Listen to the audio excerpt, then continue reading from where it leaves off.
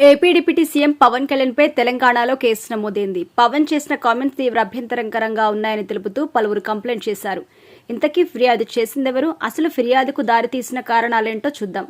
ఇటీవల కాశ్మీర్ ఉగ్రదాడిలో 26 మంది మన వారు మృతి చెందిన విషయం తెలిసిందే. ఇప్పుడు జరుగుతున్న ఆపరేషన్ సింధూర్ ఈ దాడికి ప్రతీకార చర్య. అయితే ఉగ్రదాడి జరిగిన సమయంలో డిప్యూటీ సీఎం పవన్ కళ్యాణ్ సైతం స్పందించారు. అలాగే ఏపీకి చెందిన 2 ఉగ్రదాడిలో మృతి చెందడంతో పవన్ ఆ కుటుంబాలను పరామర్శించారు. అంతేకాదు మధుసూదనరావు కుటుంబానికి 50 లక్షలు అందజేస్తున్నట్టు ఇటీవల ప్రకటించారు. ఆ సమయంలో పవన్ పాకిస్తాన్పై విరుచుకుపడ్డారు. ఉగ్రవాదాన్ని ప్రోత్సహిస్తూ కాలం వెల్లదీస్తున్న పాకిస్తాన్కి సరైన బుద్ధి చెప్పాలని పవన్ ప్రసంగించారు.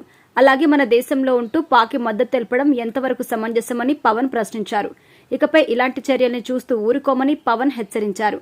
డిప్యూటీ సీఎం పవన్ కళ్యాణ్ చేసిన కొన్ని కామెంట్స్ వైరల్ అవుతున్నాయి. పవన్ మాత్రం శత్రుదేశం పాకిస్తాన్ దృష్టిలో ఉంచుకొని కామెంట్స్ చేస్తే కొందరు దానిని పక్కదారి పట్టేలా కామెంట్స్ చేశారన్న రీతిలో వైరల్ చేశారు. ఒక మతాన్ని కించపరుస్తూ పవన్ కామెంట్ చేశారని కొందరు వైరల్ చేయగా ఇదే విషయంపై జనసేన సైతం స్పందించింది.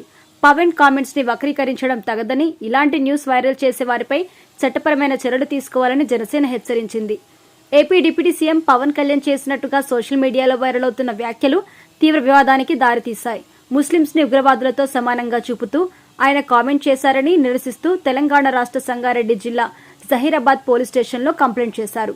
జహీరాబాద్ మున్సిపల్ మాజీ వైస్ చైర్మన్ ఖాజా ఆధ్వర్యంలో ముస్లింలు పోలీస్ స్టేషన్కి వెళ్లి కంప్లైంట్ చేశారు. పవన్ కళ్యాణ్ 100% ముస్లింలు ఉగ్రవాదులే అన్నట్టుగా మాట్లాడినట్టుగా ఆరోపిస్తూ ఇది ద్వేషపూరిత ప్రకటనగా వారు అభివర్ణించారు.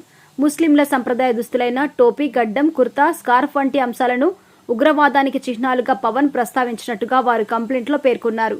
ఇది ముస్లిం సమాజాన్ని అపహాస్యం చేయడమే కాకుండా దేశంలో మత సామరస్యాన్ని దెబ్బతీసే వ్యాఖ్యలుగా ఫిర్యాదుదారుడు అభివర్ణించారు. అయితే పవన్ కళ్యాణ్ పై చట్టపరంగా చర్యలు తీసుకోవాలని కోరుతూ పోలీసులను తగిన న్యాయ ప్రక్రియను మొదలుపెట్టాలని కాజా డిమాండ్ చేశారు.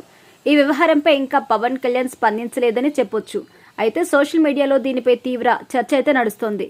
ఇక ఆపరేషన్ సింధు సందర్భంగా పవన్ మాట్లాడుతూ దేశద్రోహులకు సోషల్ మీడియాలో సరైన సమాధానం చెప్పాలని పోలీసు అధికారులకి కంప్లైంట్ చేయాలన్నారు.